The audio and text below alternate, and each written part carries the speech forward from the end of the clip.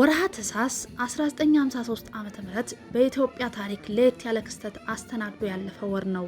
የታኅሳስ ግርግር በዘመናዊቷ ኢትዮጵያ ዓመቱ በገባ በአራተኛው ወር ላይ የተከሰተው የታኅሳስ የመፈንቅለ መንግስት ሙከራ የሀገሪቷ መጪውን ዕድሏን ፊቱን ገለጥ ያደረገበት ሁኔታ ነበር። ይህ የመፈንቅለ መንግስት ሙከራ ለ3 ቀናት ብቻ የቆየ ቢሆንም በኢትዮጵያ የፖለቲካ ንቃት ላይ ትልቅ አሻራ ጥሏል። በኢትዮጵያ ዘውዳዊ አገዛዝ ላይ በወታደራዊ ኃይል የታገዘ የመጀመሪያው የህዝብ ጥያቄዎችን ያነገበ ግልጽ ተቃውሞ ነበር። የወጣቶችና የምሁራን ሚና እንደ ግርማሜ ንዋይ ያሉ በውጭ ሀገር የተማሩ ምሁራን በሀገሪቱ ውስጥ ያለውን መዋቅራዊ ችግር በመቃወም ለለውጥ መነሳታቸው በጊዜው ለነበረው ወጣት ትውልድ ትልቅ ምሳሌ ሆነዋል። ለ1966 አብዮት መሰረት የታኅሳሱ ግርግር ከንጉሱ ስልጣን በታች ያሉ ሰዎች የለውጥ ጥያቄ ማቅረብ እንደሚችሉ ያሳየ በመሆኑ ከ12 ዓመት በኋላ ለተነሳውና ስርዓቱን ሙሉ ለሙሉ ለገለጠው አብዮት ዋና ፈርቀዳጅና አርአያ ሆነ። ሁኔታው እንዲህ ነው። ቀዳማዊ አፄ ኃይለ ሥላሴ ከብራዚል ፕሬዝዳንት በቀረበላቸው የጉብኝት ጥያቄ መሰረት ህዳር መጨረሻ ላይ አዲስ አበባን ለቀው ሄዱ። የእሳቸውን ከሀገር መልቀቅ ሲጠባበቁ የነበሩ የስርዓቱ 3 ከፍተኛ ባለስልጣናት ማለትም ብርጋዴር ጄኔራል መንግስቱ ንዋይ የክቡር ዘበኛ ዋና አዛዥ፣ ግርማሜ ንዋይ የጅጅጋ አውራጃ ገዥ፣ ሌተናል ኮሎኔል ወርቅነህ ገበየሁ የቀዳማዊ አፄ ኃይለ ሥላሴ ካቢኔ ምክትል ኢታማዦር ሹምና ህዝብ ጸጥታ ጉዳይ ኃላፊ ለወራት ቢሮአቸውን ዘግተው ሲወያዩበት የነበረውን ንጉሠ ነገስቱን ከስልጣን የማስወገድ እቅድ ወደ ተግባር ለመቀየር ተንቀሳቀሱ። ታኅሳስ 4 1953 ዓ.ም ለመፈንቅለ መንግስቱ መሳካት እንቅፋት ይሆናሉ ብለው ያሰቧቸውን የስርዓቱ ከፍተኛ ባለስልጣናት በቁጥጥር ስር አዋሉ። ታኅሳስ 5 ልዑል አልጋ ወራሽ አስፋ ወሰንን በማስገደድ በኢትዮጵያ ራዲዮ ጣቢያ የመንግስት አዋጅ አስነገሩ። አልጋ ወራሹም እንዲህ ሲሉ አዋጁን አነበቡ። የኢትዮጵያ ህዝብ ከ3000 ዓመታት በላይ የሚታወቅ ታሪክ አለው። ነገር ግን በዚህ ጊዜ ውስጥ ገበሬው ከሞፈርና ከቀንበር የእርሻ መሳሪያ፣ ነጋዴው ከችርቻሮ፣ ሌላው በልዩ ልዩ የሚተዳደር አባቶች ካቆዩልን የአሰራር ዘዴ ያልወጣ ነው። በጠቅላላው የኢትዮጵያ ህዝብ ከድንቁር የኑሮ ደረጃ እስከ ዛሬ ሊወጣ አልቻለም።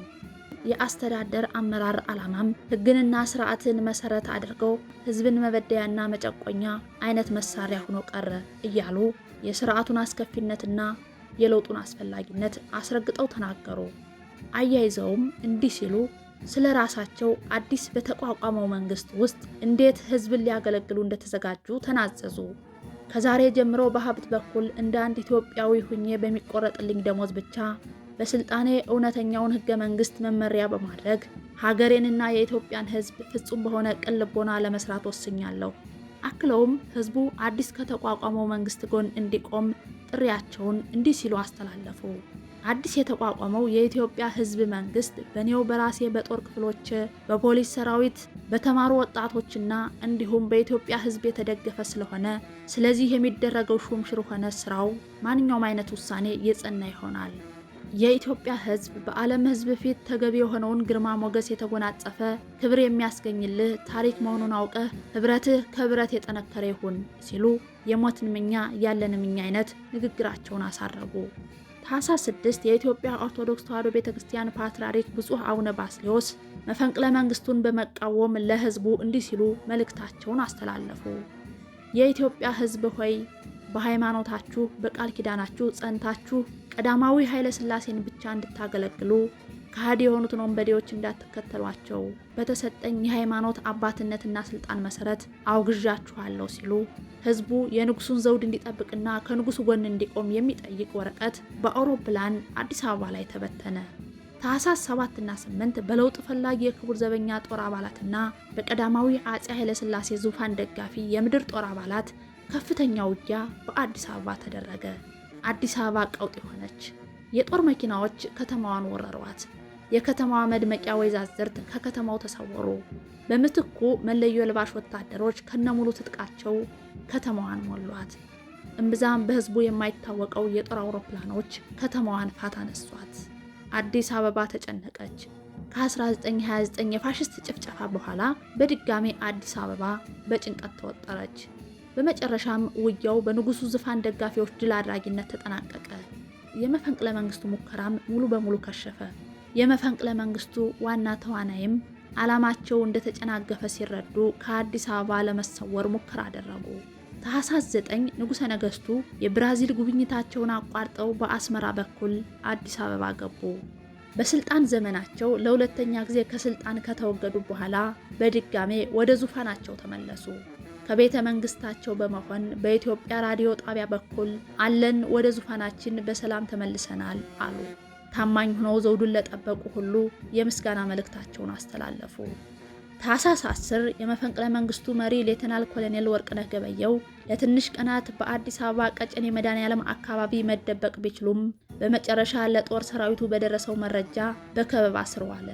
እጃቸውን እንዲሰጡ በተጠየቁም ጊዜ ቴዎድሮስ እጅ መስጠት አላስተማረንም፣ ይልቁንም የምላችሁን ስሙ፣ እኛ የተነሳ ነው እኛ ተበድለን ሳይሆን የሀገራችንን ችግር ለማስወገድ ነበር፣ እኛ ጀምረነዋል እናንተ ጨርሱት በማለት በያዙት መሳሪያ ራሳቸውን አጠፉ።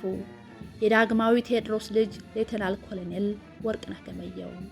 ታኅሳስ 15 የተቀሩት ሁለቱ የመፈንቅለ መንግስት መሪዎች ከከተማ ቢሰወሩም ብዙ ሳይርቁ ደብረ ዘይት ዝቋላ አካባቢ በአካባቢው ነዋሪዎች ከበባ ስር ወደቁ። እጅ ለመስጠት ፈቃደኛ ባለመሆናቸው በተደረገ የተኩስ ልውውጥ የመፈንቅለ መንግስት ዋና መሪ የነበሩት ብርጋዴር ጄኔራል መንግስቱ ንዋይ በከባድ ቆስለው ሲያዙ፣ ታናሽ ወንድማቸው ግርማሜ ንዋይ ተገደሉ። ሬሳቸውም ወደ አዲስ አበባ መጥቶ አራዳ ጊዮርጊስ ቤተክርስቲያን ፊት ለፊት በሚገኘው አደባባይ ላይ ቀደም ብሎ ከተሰቀለው ሌተናል ኮሎኔል ወርቅነህ ገበየሁ ሬሳ ጎን ተሰቀለ። በሌላ በኩል ብርጋዴር ጄኔራል መንግስቱ ንዋይ ሕክምና ተደርጎላቸው ፍርድ ቤት ቀረቡ። ሆኖም ፍርድ ቤቱ በስቅላት እንዲቀጡ ውሳኔ ያስተላለፈባቸው።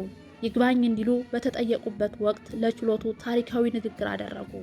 በተለምዶ የታኅሳስ ግርግር ተብሎ የሚታወቀው የ1953ቱ መፈንቅለ መንግስት ሙከራ በዚሁ ተቋጨ። ንጉሥ አይከሰስም ሰማይ አይታረስም የሚባለው አባባል ተረት ሆኖ ቀረ።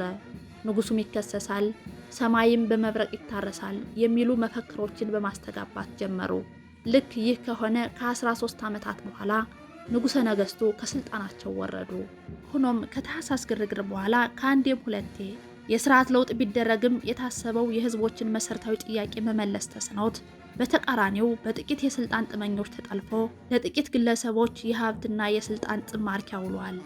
የታኅሳስ የለውጥ ኳስ ግን ከታኅሳስ ነጥራ የካቲት ላይ ከዚያም ግንቦት ላይ ብታርፍም ምቹ ማረፊያ ሜዳ አላገኘችም ነበር። ለዛሬው እዚያ በቃን። በቀጣይ እስክንገናኝ ቸርን ሰንብት። ለምንጭነት የተጠቀምነው የታኅሳስ ግርግርና መዘዙ በብርሃኑ አስረሳ።